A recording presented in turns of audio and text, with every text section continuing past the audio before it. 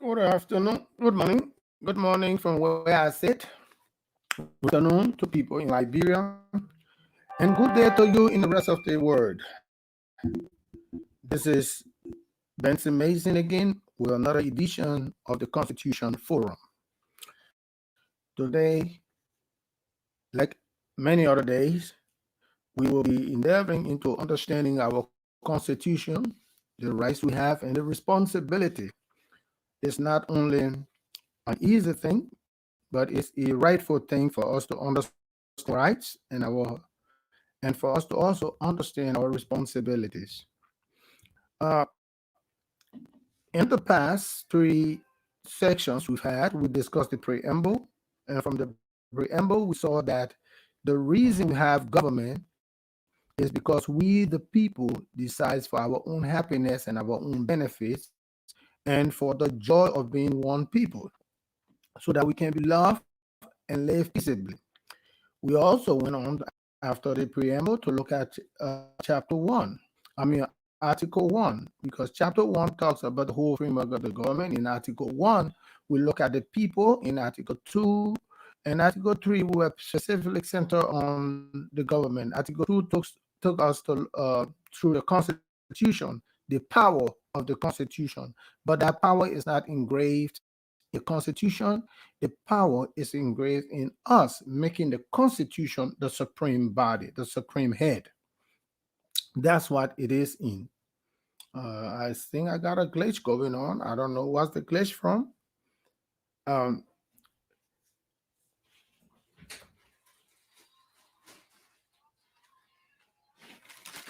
my uniform. What in the room? Okay, I see. Yes, the power is not in us as individuals, but it's also in the Constitution that we created. We gave the Constitution its power. We gave the Constitution the mandate to be our. We gave the Constitution a mandate to be our controller, to be the one who determines what happens to us. We make the Constitution a viable and powerful thing. Right now, it is incumbent upon us to share and to know the Constitution. It is incumbent upon us to make the Constitution a viable entity. It is incumbent upon us to let the Constitution be what it is for us as individuals. We are we are all responsible for putting the Constitution out there and making sure that we understand it and that it stands as above every individual and every group. It is our responsibility to let the Constitution shine more than us. This is our responsibility, but the only way we can execute this responsibility, except we know it. The only way we can make the responsibility become true, except we know it. If we don't know the responsibility, we cannot make the responsibility come true. If we don't know the responsibility, we cannot ensure that the responsibility go forward. So we have to know our responsibility, and by knowing our responsibility, we are able to let other people know that we know our rights. Because to know the responsibility is to know your right. So in chapter 2, in article 2, we dealt with the supremacy of the Constitution over everything and everybody. In article 3, we look at the division of the government, which we will go into later on as we discuss the responsibility of each branch of government. And we're going to look at their responsibility relative to the law, to the people, and at the same time, we're going to take the responsibility up for them. But we will have a responsibility in that too. We as a people, we are responsible, and we're going to look at that. Today, we're going to be looking at chapter 2 of the Constitution, which takes us from article 4 to article 10, I think. There where it takes us to. from Article 4 to Article 10. There where we'll be looking at. And if you are watching me on Facebook, please share this as much as you can to as many groups or as many people as you can, because my aim and the interest here is not for us to just listen, but it's for us to come out and learn what we can learn about our Constitution, how we can learn about what role we play, what role we should play, and how can we go about to make our country wholesome country, a wholesome and functional country. We want it in that form so that all of us can benefit from it. Okay, so why it is true that the government, according to the Constitution in Chapter 4, Article 3, is divided into three separate entities: executive, legislative, and judiciary, or I like to say the legislative, executive, and the judiciary. Always keeping the judiciary last, because the need of the judiciary is to explain the legislative work done by the legislature, and the need of the executive is to enforce. We will look at that in the later life, but today we're going to be looking at legislations and the guidelines. We're going to start understanding what the Constitution is telling us about forming legislations, the work of the legislative body, the work of the executive body, and the work of the judiciary body.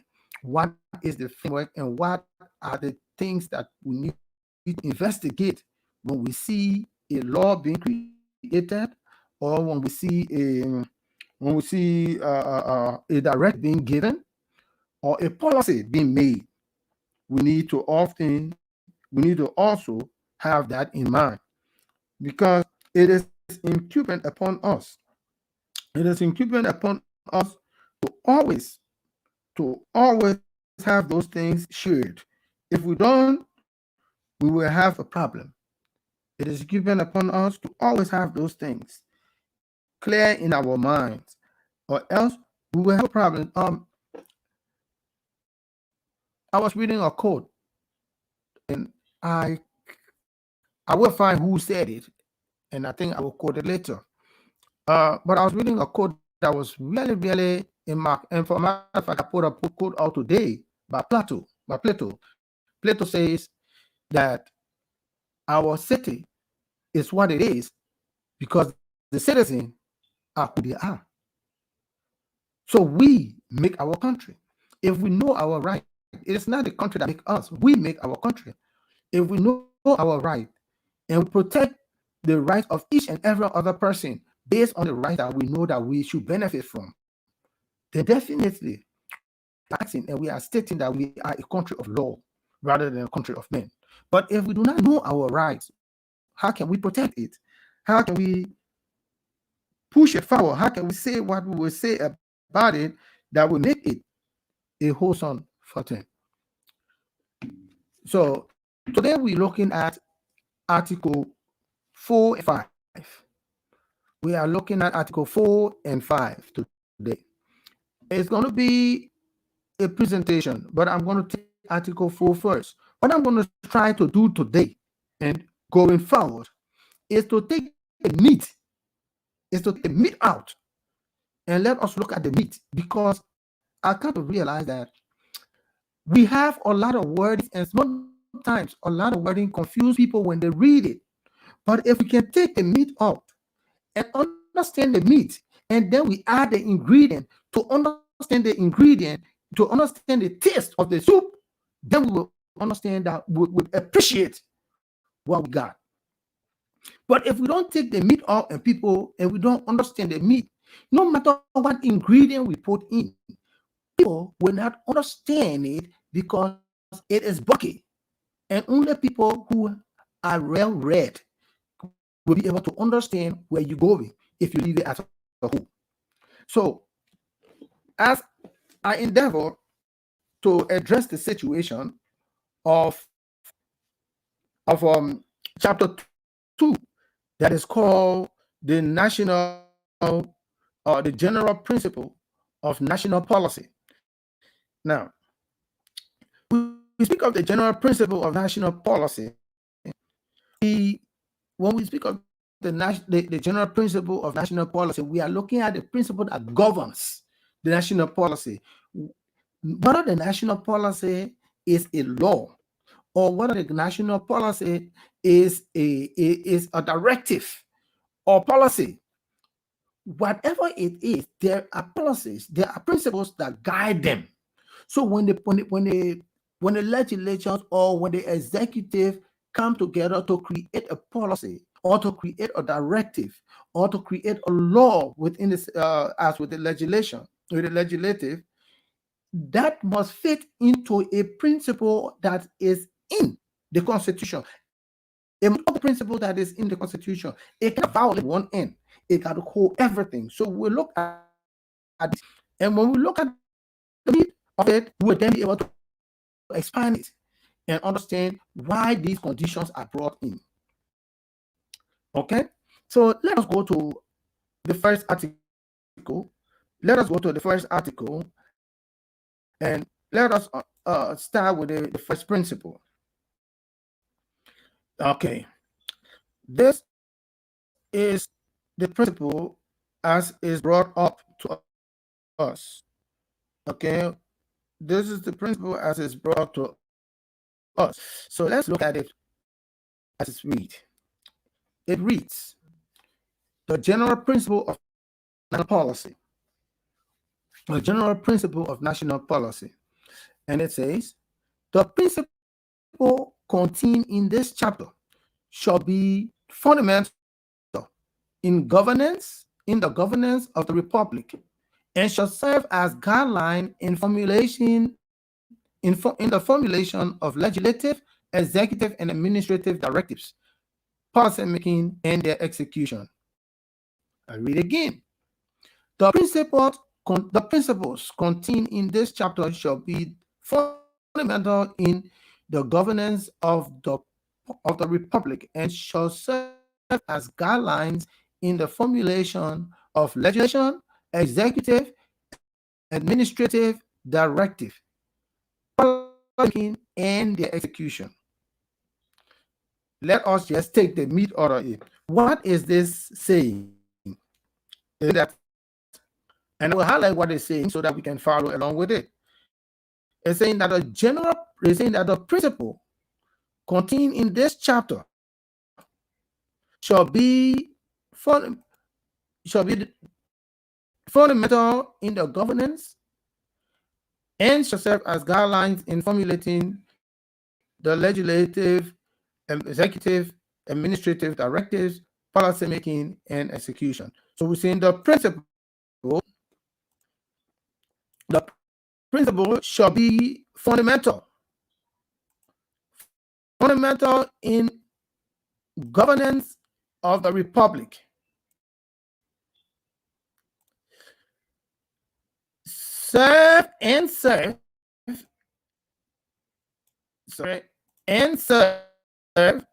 as guideline in formulating and serve as guidelines in formulating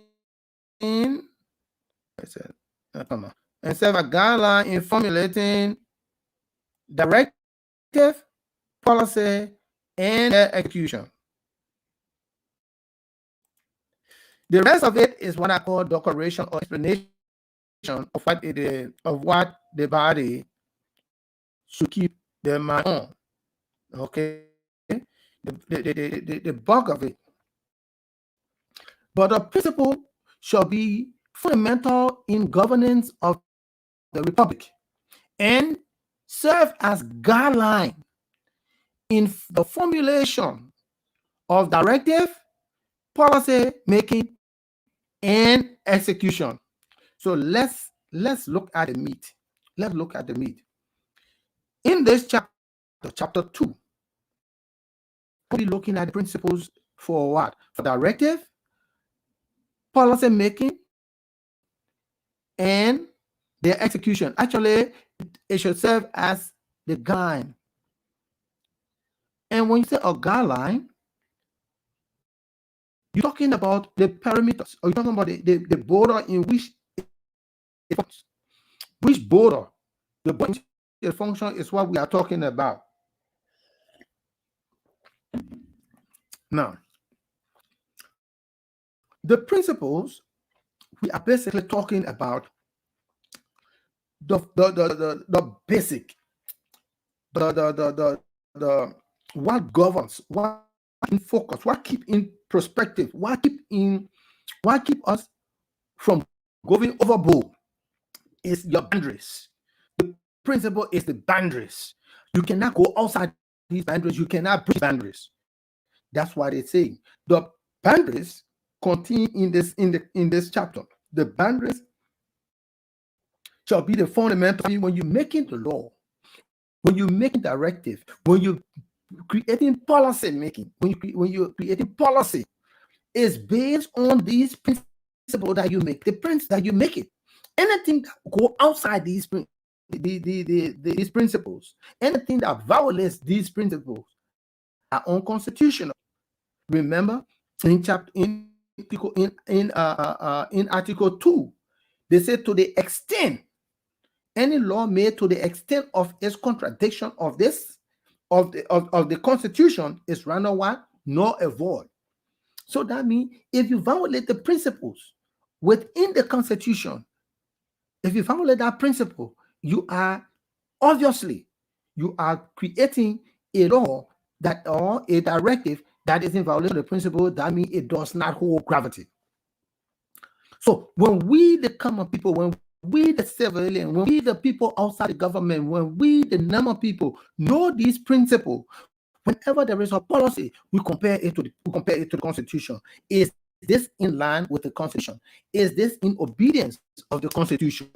That's why you're asking. Is this in obedience of the Constitution? Does it violate the Constitution? Does it breach these principles? If there's a directive, if a directive is given, is directive in line with the Constitution, with these principles? So we'll look at those principles. But what we're saying for right now is that the principle is for the governance of the republic, for them to govern us as the people in a proper and right democratic manner, not to abuse our right, not to infringe on our right, but to lead us in the right way. So let's take a practical example. When a group of people call a protest or they call a march, it is their right to call the march.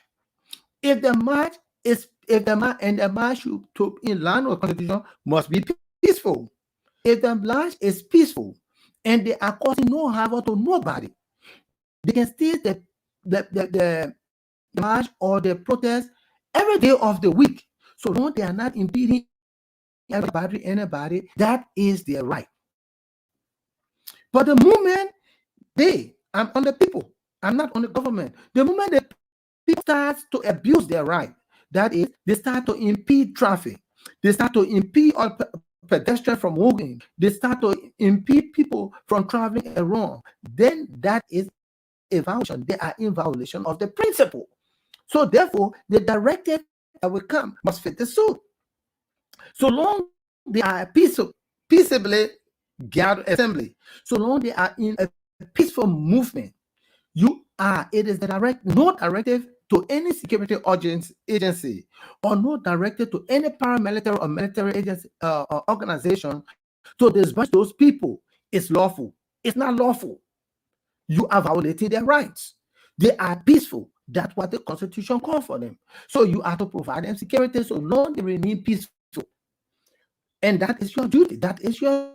So if a directive comes out, whether it's an executive directive or an administrative directive, when you say an executive directive, when I say an executive directive, which means it comes from I'm considering that it comes from the president, administrative directive, which means it comes from just the military or paramilitary head to disperse people, that is in violation of the rule, of the law, of the Constitution. That is in violation of their right. if they are peaceably gathering and they are causing no impeding, they are not causing the economy no problem, they're causing not impeding people from moving around, they're not impeding cars, pedestrians and cars are all free to move around them. Those people are within the constitution, they are obeying. But the moment while they are in that state of calm and peace, the moment you get a directive as a paramilitary or a security officer, when you get the directive, you are directive to your constitution. But again, you have to be aware of your constitution, because that's why you function under. So you find it, and then you say, "Excuse me, chief, it violates the constitution. This is not what we can do." When you confront your chief quietly and he says no, well, you don't have to obey that law. You don't have to obey it. You don't have to obey it. Whatever it is, you don't have to obey. The problem is we are so much fighting to procure and secure our jobs that we forget to obey the Constitution. If the Constitution is violated by the security, it is incumbent upon the people to resist a violation. Okay? Now, one thing you should also keep in mind is that it is always important for each and everybody within the security agency to know their constitution and the extent of their the execution of the authority. That's what they know. They need to know the extent of the execution of the authority. You can only disobey, like you can only disobey. You can only disobey the laws if when the laws are unjust. When laws are unjust, you can disobey the law. It's both. Disobeying an unjust law simply means that you are obeying a just law. And that's the bottom line of understanding. So it is these principles in this chapter that we'll be expanding. We'll be expanding these principles so that we all can understand it. We can all understand it. It is incumbent upon protesters to march peaceably, allowing flow of traffic and allowing other pedestrians to pass. It is incumbent upon you to do that. Fail on your part to do that, you are in violation of the Constitution. The Constitution says you can only gather and protest peaceably. But if you're not peaceable, if you're not gathering peaceably, then there's a problem. Then there's a problem when you're not doing. So realize that. Let us understand that. Let us understand, because these principles will govern us. It doesn't only govern the civilian. It doesn't only govern those who are not in the government. It even governs the government as well. The republic is responsible for that. Remember, we say republic, as per definition, is what? Public business, public affair, public affairs. That's what you call republic. This thing is for the public consumption. As a guideline to formulate legislative, they say it's a guideline. Like we said, a parameter. So let's go back and let's break this thing now little by little. The principle contained in this chapter shall be the fundamental of governance, of the governance of the Republic of Liberia. First and foremost, that's what we're going to principles. We're going to learn the principles that are going to help govern us right. Okay? And then we say it shall serve as a guideline in the formulation. Formulation is a guideline in making of legislative, which is law. Executive, legislative, we talk about our representative, our House of Legislature. Executive, we talk about our executive, our executive branch. Administrative directive. Now, the difference between administrative directive and executive and legislative is that administrative directive can come from executive and the legislative. Okay, now, but remember, these three, we talk about the directives: the formulation of legislative directive, executive directive, administrative directive. You cannot give a directive in a legislative branch of government that violates the Constitution. No. Or that violates the people's right. No. Like right now, I was just going through this morning and reading and reviewing some of the newspaper back then, and I see that we have this third lane rule. Now, I've been on Liberia for probably 14 years now, so somebody got to remind me. As far as I'm considered, we have only 2 lane roads, 1 and 2 lane roads. That's all we got in Liberia. 1 and 2 lane road. That's all we got in Liberia. 1 lane and 2 lane road. And if my mind serves me right in the recalculation and the reestablishment of my mindset of Liberia, especially Monrovia, the only place we got 2 lane road is basically Broad Street up through. I mean, let me start from Douala. If I start from Douala, no, now you can't read Douala. Start from point 4. Starting from point 4, coming all the way up, you find 2 lane road. I mean, yeah, you got 2 lane road coming through. Coming through, taking Johnson Street Bridge, hitting Broad Street. You can go left and right on Broad Street, and you go straight up bypass through Tottenham Boulevard. I mean, come up Capitol Hill through Tottenham Boulevard, all the way to through Cinco, all the way to ELWA, and I think when you get to ELWA, the road changed to 1 lane. Now, if there's new adjustment, fine, because even the red light to Freeport lane, certain portion is a 2-lane road. Now, when I speak of 2-lane road, I mean 2 lane in one direction. 1 lane in one direction. The opposite, that 1 going, 1 coming, that's a 1-lane road. You got 2 going, 2 coming, that's a 2-lane road. When you got 3 going, 3 coming, that's a 3-lane road. When you got the situation where there is only 1 going and none coming, that is not a 1-lane road. That is what they call a one-way traffic. A one-way traffic is different from a 1-lane road. Get that understand? A one-way is different from a 1-lane road. A one-way traffic is either going or coming. You can't go on it, you can't come on it. A 1-lane road is where 1 is going, 1 is coming. 2 lane, 2 goes, 2 come. 3 goes, 3 come. So when I say we got a 4-lane road, I mean 4 going, 4 coming. Now, with that being said, let's go back to it. I learned that I've read that the legislator, the 53rd legislature made a law so that they, as legislators, as well as the president and every other dignitary as is prescribed in the Constitution, can apply on the 3rd lane. The question is, what is the 3rd lane? If you are on a 1-lane road, where is the 3rd lane? There's no 3rd lane. So if you get on the opposite side, it's not a 3rd lane. You are on your 2nd lane. But if it's your 2nd lane, there's no law say that you should ride the 2nd lane. The law says you should do the 3rd lane. Oh, well, okay, well, I'm stupid though. Somebody said, got the other food. Yes, I agree, I'm stupid. We're saying the law say 3rd and saying you only got 1. The 2nd one can be considered that what they're talking to as well. That's not at all make sense. Now, secondly, if you are on a 1-lane road where 1 going, 1 coming, and on your 3rd lane, the road that you call on the 2nd lane that you get on to go, which is the opposite lane for coming, if someone runs into your car, do you hold that person responsible for being in the wrong?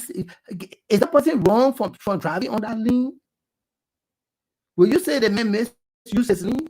What is the crime against the car? Secondly, besides that, are you not impeding people from parking in the street just because, given the fact that there's no shoulder lane for people to slap on to let you pass? You see, these are things that we need to look at as unjust law. It does not make sense. Now, let us go to a 2-lane road where 1 is going, where 2 is going, 2 coming. So the first inner lane on the opposite side, which would be the left lane on the opposite side. That left lane on the opposite side is your 3rd lane. Good. So you have the right to get on that. At what time do you have the right to move there? At what time do you have the right to use the terrain? Or whenever because you representative or you senator, anytime you get how you get there. Look, let us start looking for way to breach the law just because or to make laws to satisfy us who are in power. That law need to be scratched. That law need to be rendered no effort, but it's in contradiction of the people's right. That means, besides the Constitution says, besides the president, the vice president, the speaker of the house, the chief justice, and emergency vehicle flying the streets along with the police vehicle, those any other group need to stay in their lane. Those people running are given privilege and right to pass. So they are given privilege and right to pass. That will not put them on the opposite lane just because they want to run through. No. They're not going to get on the opposite lane, but they want to run through. They're going to, when they signal the siren, everybody kind of open up and give them a chance to go. Now you want senators and representatives to go through that mean. Does that formulate? Is that formulation of that law in the interest of the people? So if I'm taking my family to the hospital, and because there is the absence of ambulance, and I am running, and you decide that where you got to go visit somebody, or you want to get out of the traffic, and you get on the opposite side and run into her. Should I be held responsible for you running into me? Am I wrong for being on the side of the road that is my right? Yeah. You're not the president. You don't even need us already. All you need to do is to wait. When you wait, like every other person in the traffic. If you have to go to work at 8 o'clock and you leave your house at 7:45, it's not my business. You need to follow the traffic. Not because you want to run through the traffic mean that you have to have the right to the order. That law needs to be impeached. You see, formulating of this law needs to really. Sometimes the rights of these representatives need to be questioned. How can you make a law like that because it benefits you and violates the people's rights, and you make it? The privilege that the president has, the privilege that the speaker has, the privilege that the vice president has, the privilege that the chief justice has, those are all given to them by the people. The people say, okay, these few people can do this. That doesn't mean you as a representative or you as a senator has a right to do it. No, you don't have the right to do it. It's not something that should be. So you see, these violates the principle. Remember, the principles in this, when we come to look at the principle, you're going to find out that the most important thing for the principle is the people. Not you as a leader, but it's for the people. If the policy you make but deny the people the right, we deny the people their right, then you need to revisit the policy. You need to revisit the policy. Like, for example, Ellen Johnson went and signed with an agreement with an APM or APM company. So, and giving them the right to levy taxes every year at will. What? So, I mean, anytime the person that say, we got to do, let's increase the taxes. The more they increase the taxes, the harder life becomes for the people. But you don't have a way. No, revisit that. Remove that clause. If the people don't like it, well, it's time to close down. It's time to close down. Let them move on. But you gave them the right to make these declarations. You gave them the right to make these things. When they make these statements, what you want to happen? What do you think the people will benefit from? And somebody will say, "Oh, that Ellen Johnson did it in her regime, during her administration. Did I erase Liberia? Is Liberia still not there? Government is continuous. When Ellen Johnson signed the contract for the building of the airport, when she left, the airport was still built. The contract is still there. People will have to do it. So go back to it and see what you can do about correcting it. See what you can do about correcting it. Either you reach an agreement or somebody can leave. If you don't want to come, let them leave. But if they're increasing the taxes and the revenue you're generating is more, and you feel good that way, it increases the revenue income intake. So for this reason, then they go ahead. The more they go ahead, the harder the life becomes for the people. So your policy making, you got to go back to that. Now, when any policy on the book is the incumbent is the responsibility of the executive branch to enforce that policy. The execution becomes that of the executive branch. So the executive branch need to make sure whenever the House goes to rectify or agreement, they need to make sure that those agreements comply or agree with the people, so people can be happy. So that people can be happy. That's the bottom line of it. So that the people can be happy. If the people are happy, the country will be safe. If people are happy, the country will be smooth. Things will be smooth. But again, it is incumbent about you, the people too. You don't just sit down and say, well, that no. You see, some of the things that people have protests for are so trivial. And it's so trivial that it hurts. Okay? It hurts to hear people saying, well, we're going to protest for this, we're going to protest for what affects you directly. Let's go to it. Protest for what affects you as a people. And this affects you. This affects you. I've not seen anybody protest on this kind of thing. Or they sit down there and say, oh yeah, they had the government, you know that the government. No, it's not the government. It's you. It's you. It's not the government. It's you. You have to be able to stand up to it. You have to be able to stand up to it. Okay? Look, I've sat down and I've listened to a lot of things said, but it's on us to make that. So let us remember that it is important. It is important for us to view and to listen to these things. It is important for us to watch these things and to learn these things, because we as a people should be able to know the principle for each and every directive, every law. The first thing when you see a law, ask the question, what do we as a people benefit? If it's not we as a people to benefit, if it's a certain group in the people in the government to benefit, go against that law. That law of the third lane needs to be massively protested against. That law for the third lane needs to be objected vehemently by you. Okay, you need to stand up and say no to that law. That or APM terminal needs the whatever brought that needs to be. You need to stand up against it. The execution of those things must be within the perimeter. Now, this will take us to viewing. This will take us to viewing. This will take us to viewing chapter 5. Let us go and look at chapter 5. I know that sometimes people don't realize it, but chapter 5 is a very important chapter. It's a very important chapter.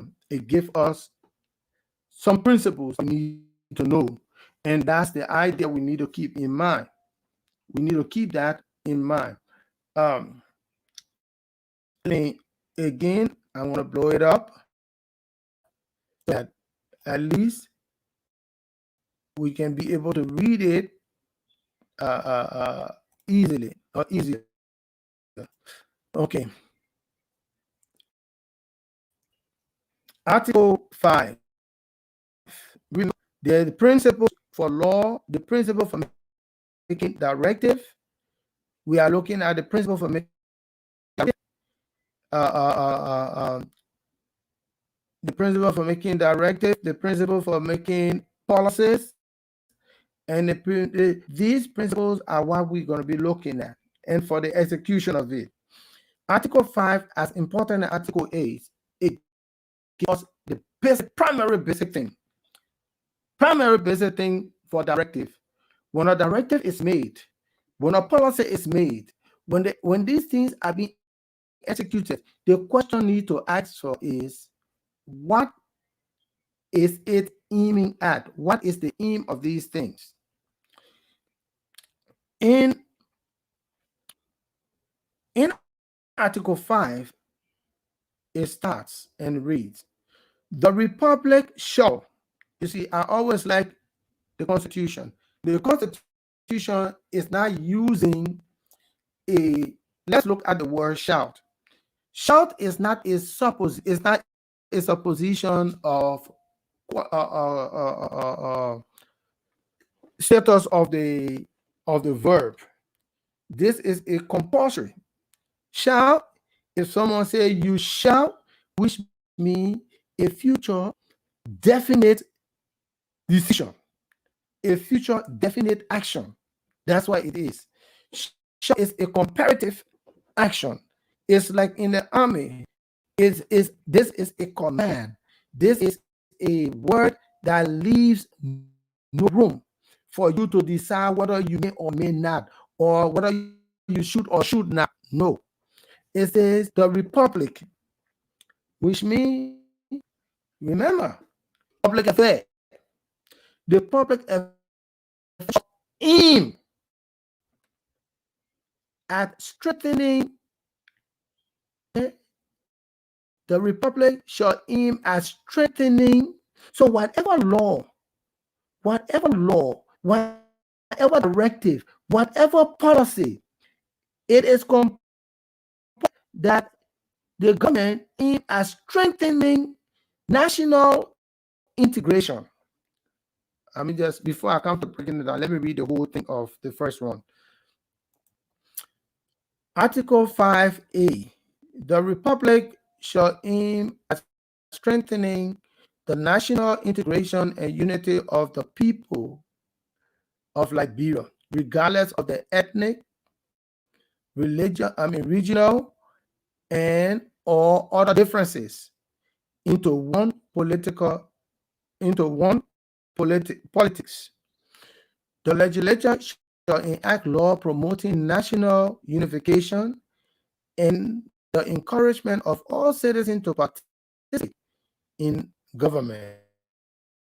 B, preserve, protect, promote positive Liberian culture, ensuring that traditional values which are compatible with public policy and national progress are adopted. The government, and developed as an integral part of the growing needs of the Republic of Liberian society. What happened today? I'm reading like a 2-year-old. Take steps by appropriate legislation and executive order to eliminate sectionalism and tribalism and such abuses of power as the misuse of government resources, nepotism, and all other corrupt practices. Now, let's take this and see if we can find the meat. Let's see if we can find the meat. I like to take it. Let's take the meat. What is the meat? What is the meat of this whole thing? What is the mindset of the forefathers as they pen this down? What is their mindset? What are their aims? What are their aims and what is their mindset? Let us take the meat. We're taking the meat out of this thing. We're taking the meat out of here. In A, it says, the Republic shall aim at strengthening the national integration and unity of the people of Liberia, regardless of ethnic, regional, or other differences, into one body politics. And the legislature shall enact law promoting national unification and the encouragement of national citizens and the encouragement of all citizens to participate in government. This is what it's saying in short. The Republic shall aim at strengthening the national integration and unity of the people into one body politic.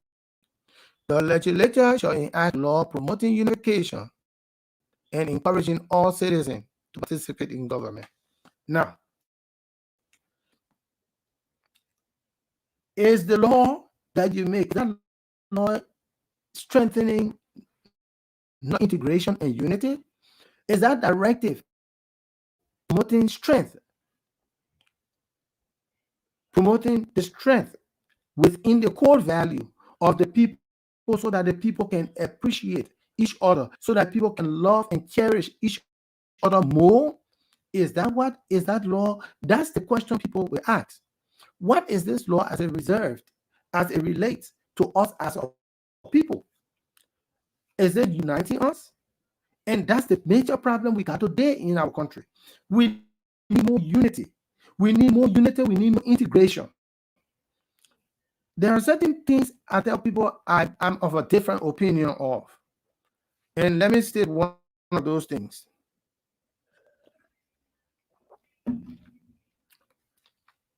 Making it lawful, or making a law that says that legislators should be 30% women.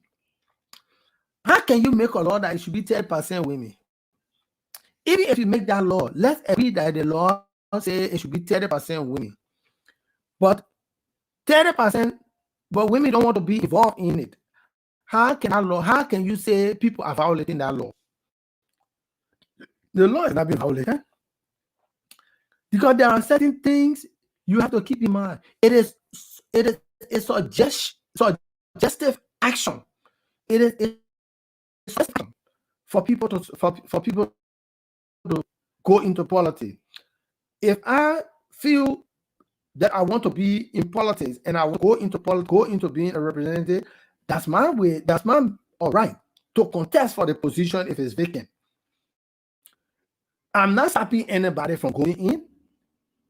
So when you go make a law say that there must be 30% legislature, female legislature, and the female legislature and the female are not endeavoring in that area, that's their business. And secondly, if they can sell the platform, that's their weakness.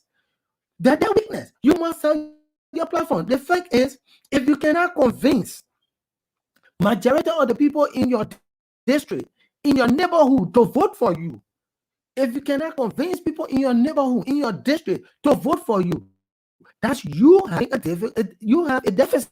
If those who believe in you cannot convince other people, you see, that's the beauty about democracy. The beauty about democracy is that we are not denying you from competing, but it is your responsibility to convince the people to vote for you. So I don't see any reason for a law that says 30% of the legislature must be women. I don't see any reason for that. I see no reason for that. None whatsoever. And why? Because people like the end of A says, the government should enact law to promote unification. But what else? The government or the people should what? Should encourage all citizens to participate in government. They should encourage all. And that's the bottom line. The report must encourage all also. It can't make a special law say where 30% of this or 50% of this, because pretty soon then it will become like, oh well, since we got 30% of legislation, then let me make another law that 30% must be in the executive. Then let me make another law that what?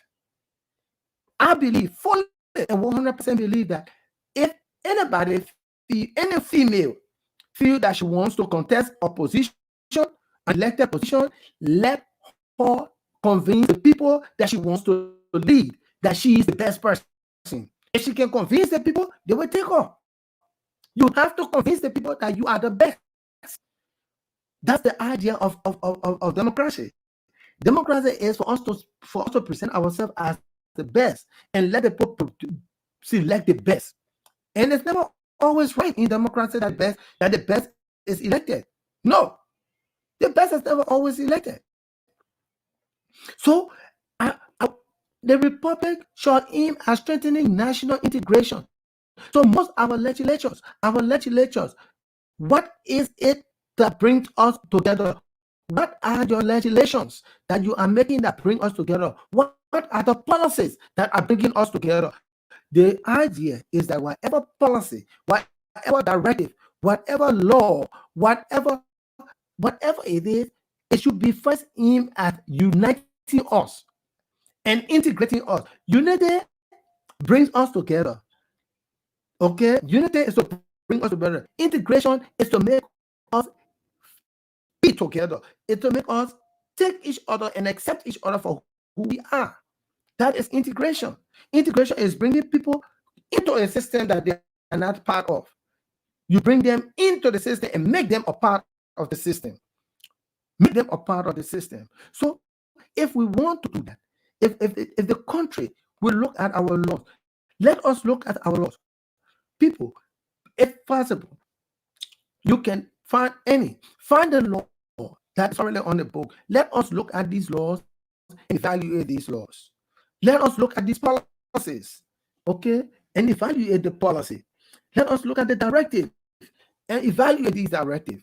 That's why it is incumbent upon every citizen to know their constitution, because it's your duty, it's your right as a citizen and you are responsible for those laws. You are responsible to obey those laws, but if you do not understand and you do not know the law, how do you obey it? And if the law is an unjust law, it is incumbent upon you to disobey that unjust law. To the extent of just nature, you need to disobey it. But how can you say the law is unjust if you do not know the law? If you have a responsibility to the country, you have a responsibility to you. And the best way to start disobeying the law is to call for the law to be repealed. Call for the law to be repealed. Call your senators, call your representatives, and tell them, look, these laws are what we understand. We need this law repealed. We need the law corrected. We need this law repealed or discarded, because they are not in the interest of us. They're not in the interest of the country. It's not in the interest of the country. Okay, so go back. It talks about integration and unity, but it sets a parameter. That's the decoration. That's the ingredient. We are to be integrated and united, no matter of our ethnic background, no matter of the region we come from, and no matter of whatever differences we have, whether it's religious, moral, or whatever differences we got. These are the rule. We, the government and the republic, shall aim at strengthening our integration and unity, regardless of that, because we are one body politic. And that's the power of it, to make us one body, to make us one people, to make us one people. Okay, that's what we need to do. We need to pick up on. That's where we are now.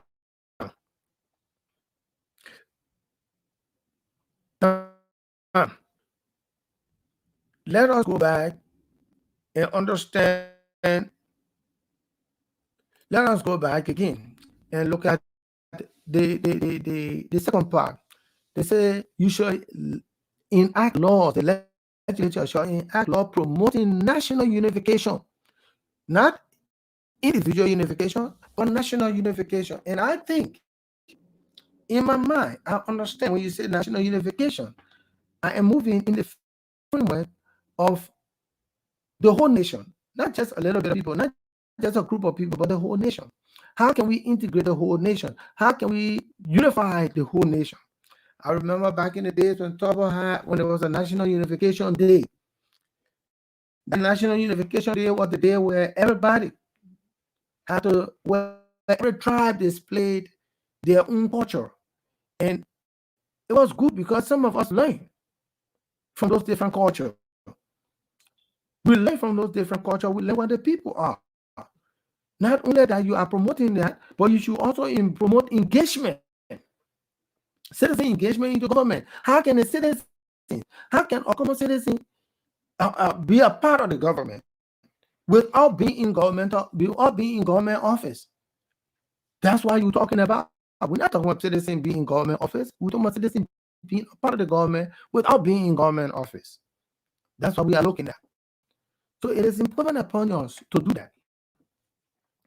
It is given upon us to do that. That's what the time is all supposed to be about. That's what this whole idea of us knowing our constitution is important. It's important to know our constitution.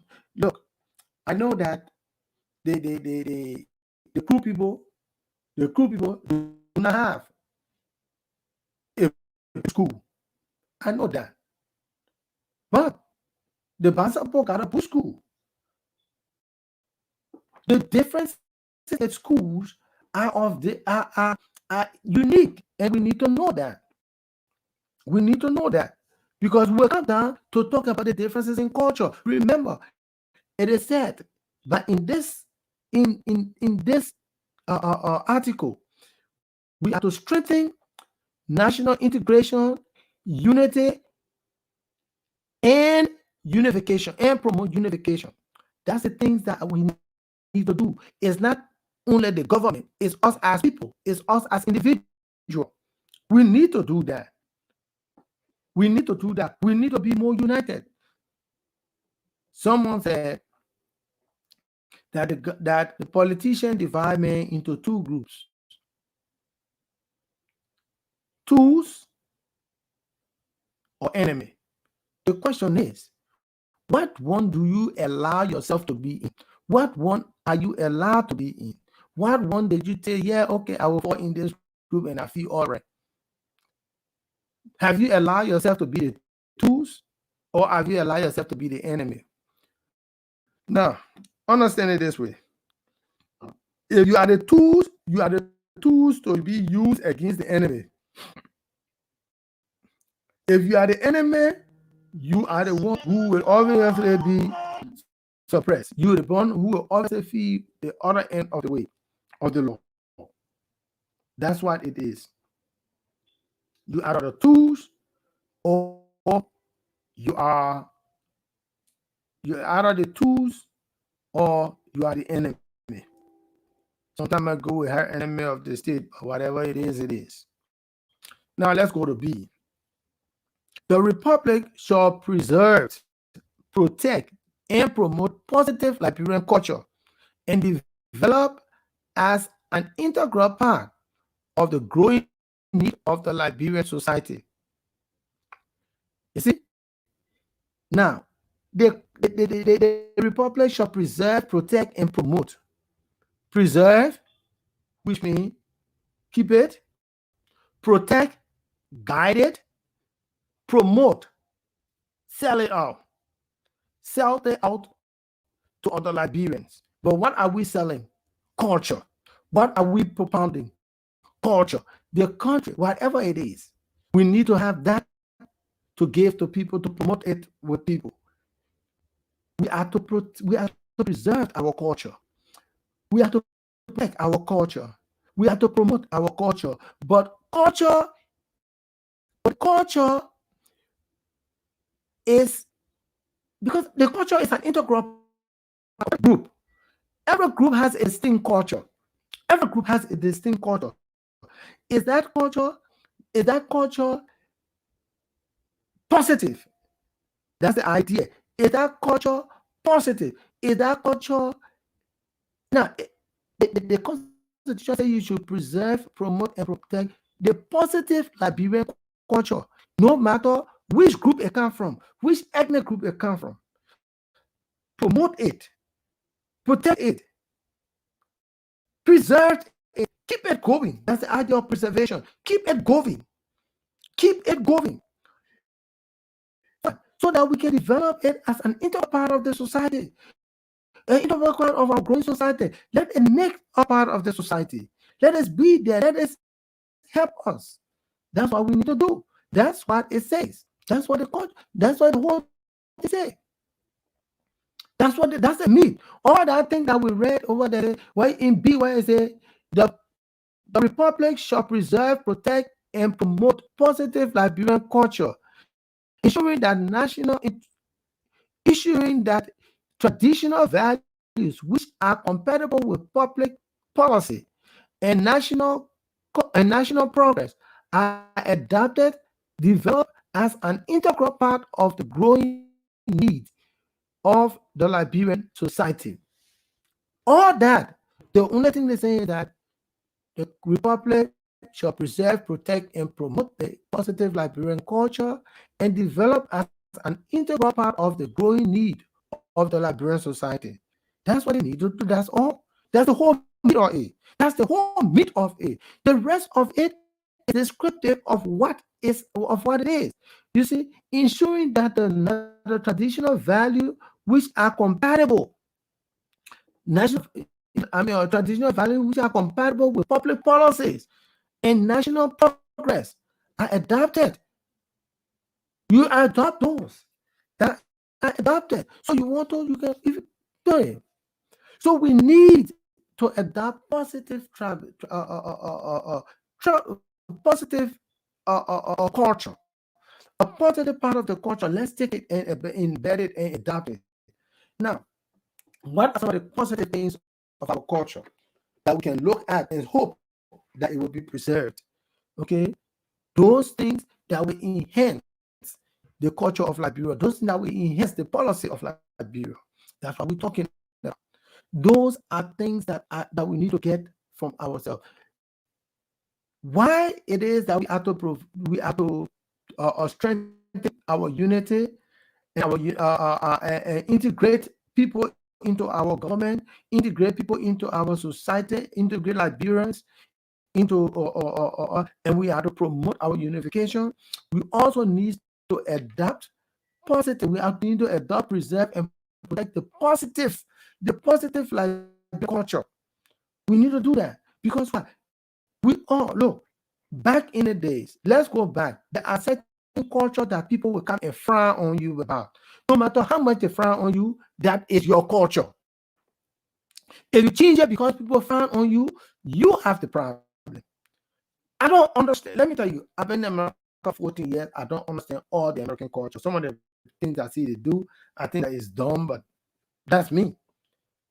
That's me. I just think it makes no sense. Okay. People say, why? I said, because it does not add up. It does not make any or it does not make anything conducive in my mind when I see it. It's not explaining anything of value. That's for me. Again, that's me. Okay. Like for example, you got these people, they got one day, one major day. On the Thanksgiving day, they kill turkey. That's what their culture. They kill turkey. People eat turkey on their Thanksgiving day, and that's good. Okay, that's good. That's their culture. But again, go back to them. They also have the culture of you may live in an apartment, you may live for years next to your neighbor and not even know your neighbor because they will pass by you, they will not speak. For a matter of fact, if you're looking for a country where people don't speak to each other, that's America. You're looking for a country where people don't speak to each other, that's America. You're looking for a country in which your neighbor can say "Let go," and not take what happened to you or not take what happened to the next person necessary, is America. America is a unitary state. It's a state where everybody is an individual. But the thing about it is that everybody hold their neighbor accountable for not coming to the rescue or coming to the aid if something bad happens. Okay, go back to our culture. We say in our country, like everybody say all around the world, a child is raised by a village. Now in Liberia, child not raised by a village. Everyone want to adopt the American style, where the child must be raised by the individual parent. Now, that's your child. Yeah, when I was coming up, trust me, the village raised us. Everybody in that town, any adult could whip you, could chastise you, could correct you, while your parents were not around. And when they told your parents, you got a double correction. You remember not to do it again. You remember not to do it. That's our culture. Our culture is the extended family culture. But nowadays, everybody wants to restrict it to me, my wife, and my children. And then when you, your wife, and your children meet the hard rock, then you say, my family don't care. Let us maintain our cultural values. Let us adapt our cultural values as they come into the modern world. We can translate it. When I was coming up, back in the 70s, the 80s, the late 60s, the 70s, the 80s, when I went to school, trust me, I got spanked. Well, I'm not saying, oh, let me spanking all the kids. No. But when I went to school, I was held responsible for what I learned. All the teacher had to do was to present what I needed to learn, and it was my responsibility to learn it. If I did not learn it, and I came home, and my parent was to ask me a question that I did not know from my notes, that means where was I in school? I'll get chastised for it. I got chastised for it many days. So for this reason, we learn to sit down in school and just the teacher will talk and they will put notes and we will pick it up. Because when you get home, you don't know what your father gonna ask you for, what your mother gonna ask you for, or maybe your elder brother or your uncle. Okay, bring that book. You coming from school, bring that book. They open up when they tell you, spell this word. Oh, you know, or they look in your book and say, oh, so you guys did multiplication table today. Okay, 12 times 5. You stand there, you know everything. You don't know it that you've been there, you're in trouble. Bottom line is, we learn. This was a compulsory learning. That's why you find most of the people in our country today who were in school in the 80s, in the 70s, 80s. Those are people who can stand firm. People who went to school in the 90s, upward, it depended on them whether they wanted to learn, or it didn't depend on whether they wanted to learn or not, especially when other restrictions started to be linked. So we got to go back to our culture and look at our culture and take the positive aspect of our culture and let our country stand. Let it stand. Let it stand. Let us adopt policies that will be good in that area. Let us adopt policies that will be progressive in that area. That's why I always say, go back. When I was when we were in school in the 70s and 80s, Tottenham High will stand up to anybody. PWR will stand up to any private school. Today, when Tottenham High go take the national exam, they fail massively. Where is the government support? Where is the government support? Where is the support for the government? Where is it? Before you started to subsidize private school, standardize the public school to private school standard. That's what we need. We'll discuss that again on another day. Okay? Now, let's take a step. Let us move forward. The next thing, C, says that the Republic shall take steps.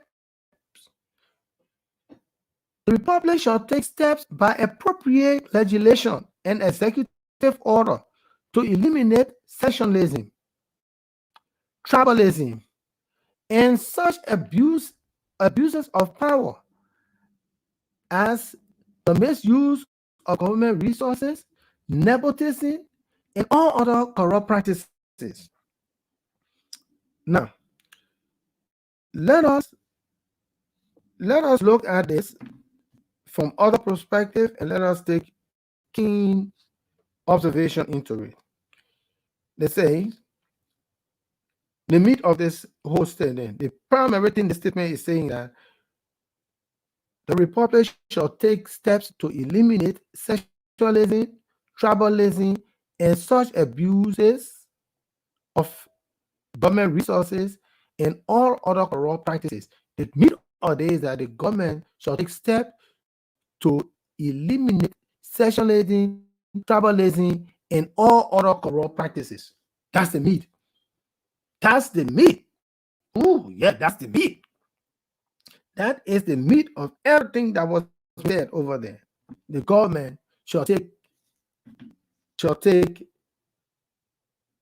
It says that the government steps. Now, it said the government may. No, it said the government shall. Remember, we say that the word shall is a compulsory word. It's a word that indicates the future that has its bearing of expectation. It leaves no room. It leaves room for its choice. It leaves no room for a choice. It leaves you with no other alternative. It tells you it must. It is a mandatory thing. Okay, it's a mandatory thing. Now, what is sectionalism?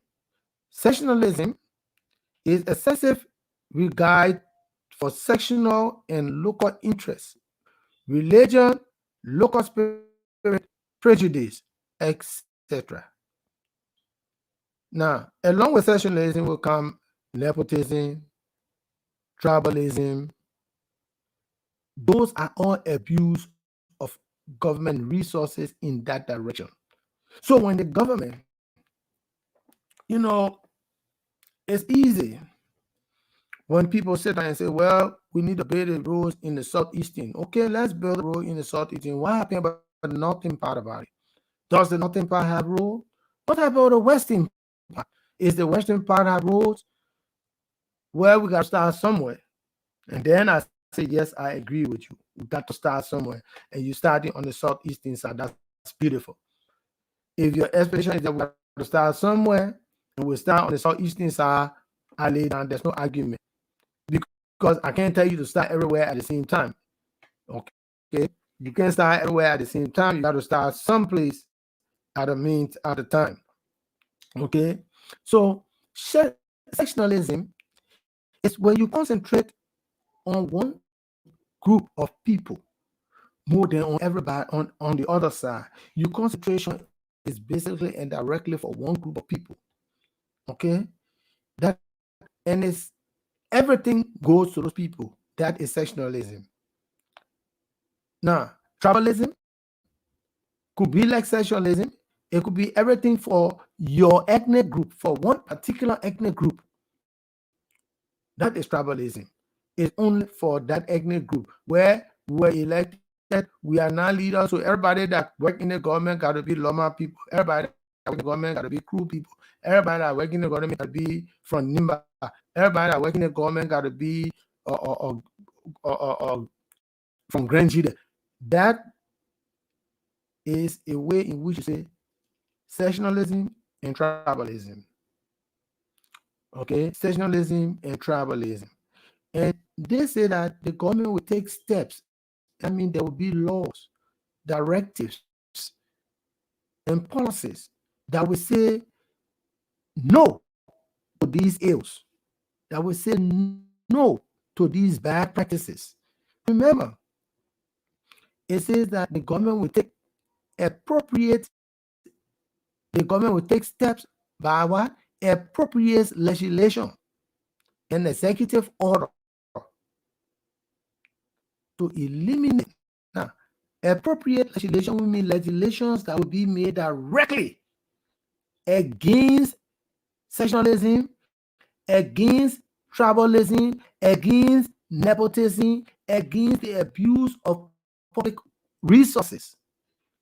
The laws are going to be taken directly there. Now, that's one thing when you have legislations to do that. The next thing is when those legislations are enforced by the executive. If the legislators make legislations governing those things, and the House, they have done their duty. If the executive enforce it, they have done their duty. If the judiciary extends it, they have done their duty. But if the legislator make the law, the judiciary explains it, and the executive decides not to enforce it, what good is the law if it's on book and nobody obeying it? So it goes back to that. These are the parameters. These are the principles. The principles to eliminate corruption starts with the anti-corruption law. And those laws must have weight, and they must be executed. But they can only be executed by the government. So these things are not there. If there is no legislation, then the legislator needs to go and make a legislation for that. The legislator needs to go and make laws for that. That's their responsibility to make laws. That's the legislator's responsibility to make law. And it is incumbent upon the executive to enforce the law. It's incumbent upon the executive to make sure that the law are being obeyed. That's why it's incumbent upon them to do. Make sure that the laws are being obeyed. If the laws are not obeyed, it is on them to make sure that the law is obeyed. It is on them to make sure that those laws take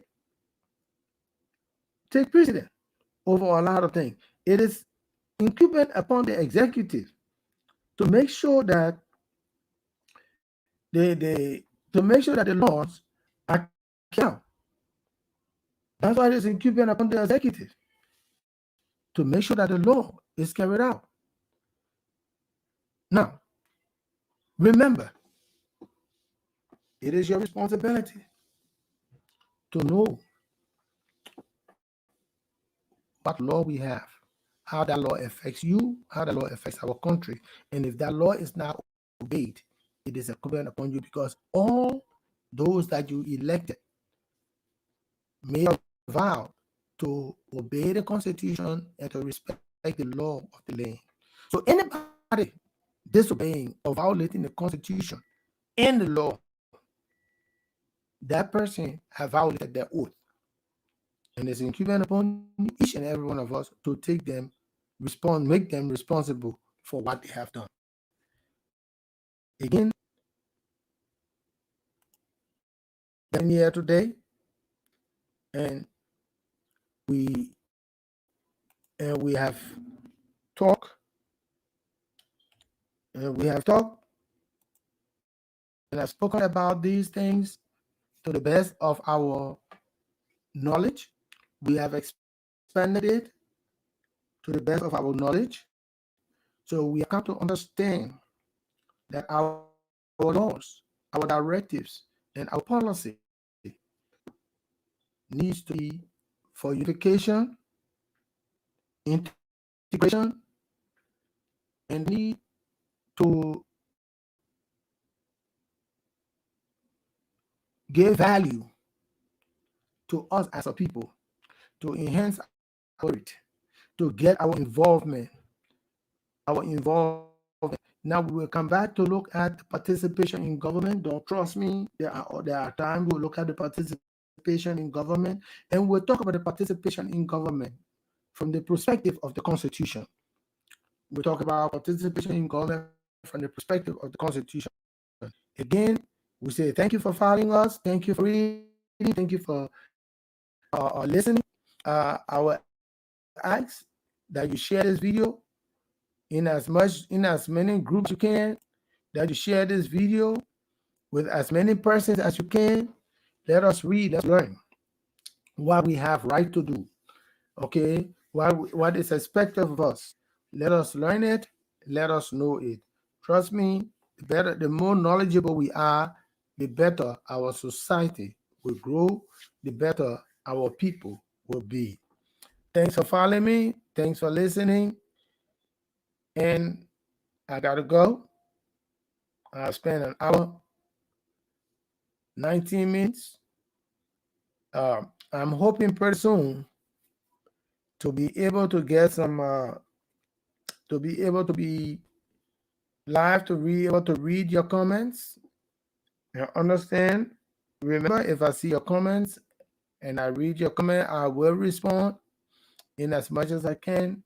If you have a question, if you have a question, put it under this video.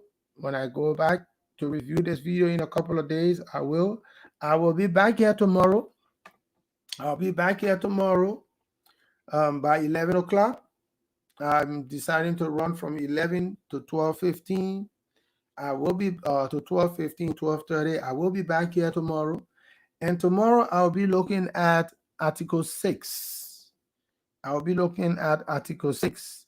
I'm hoping and praying that um, I may be soliciting somebody with the expertise in education so that we can look at it, because Article 6 deals with the education, and we will be able to look at that article and see where we fall short or how we can build it up, what we can do in our country to help our country go forward.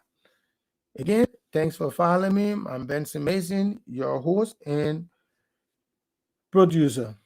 I'll see you again on another day. Until then, be blessed. Mama Liberia is all we have. Mama Liberia is all we can do to support it. Thanks for following me and have a blessed day.